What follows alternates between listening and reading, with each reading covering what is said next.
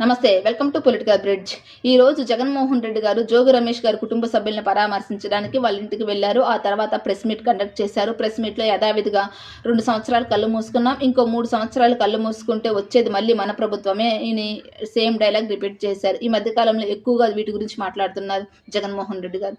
ఇంకా జగన్మోహన్ రెడ్డి గారు మాట్లాడుతున్నారు, జోగి రమేష్ గారు ఒక బీసీ నేత, రాజకీయంగా అనగదొక్కడానికి మాత్రమే చంద్రబాబు నాయుడు గారు ఆయన మీద అనేక కేసులు పెట్టి వేధిస్తున్నారు అని చెప్పేసి మళ్ళీ మధ్యలో కుల రాజకీయం చేయడానికి ప్రయత్నించారు.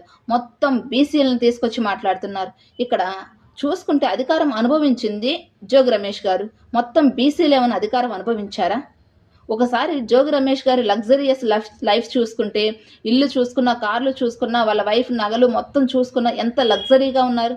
మరి మొత్తం బీసీలు అంత లగ్జరీగా ఉన్నారా? లేదు. జోగి రమేష్ గారు ఆస్తులు ఏమన్నా బీసీలకు పంచుతున్నారా?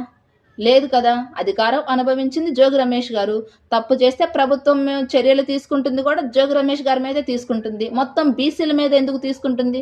ఇక్కడ మధ్యలో కుల రాజకీయం చేయడం కోసం ఎందుకు ప్రయత్నిస్తున్నారు?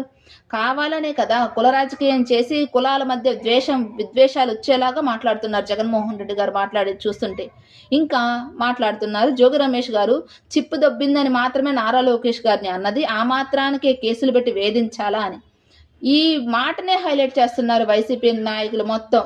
జోగి రమేష్ గారి భార్య అయినా సరే, జగన్మోహన్ రెడ్డి గారు మరియు వైసీపీ నాయకులు మొత్తం చిప్పు దొబ్బిందని మాత్రమే హైలైట్ చేస్తున్నారు. కానీ దానికి ముందు అన్న అసభ్యకరమైన మాటల్ని ఒక్కరంటే ఒక్కరు కూడా మాట్లాడడం లేదు. మరి వాటి మీద ఎందుకు మాట్లాడలేకపోతుంది? ఇదే వైసీపీ నీచ రాజకీయానికి పరాకాష్ట. నారా లోకేష్ గారిని జోగి రమేష్ గారు అసభ్యకరమైన వ్యాఖ్యలు చేశారు, ఇది అందరం విన్నాం. కానీ వాటి గురించి మాట్లాడకుండా ఈ తర్వాత మాట్లాడిన దాని గురించి హైలైట్ చేస్తుంది.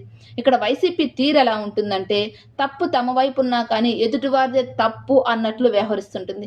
ఏమంటారు?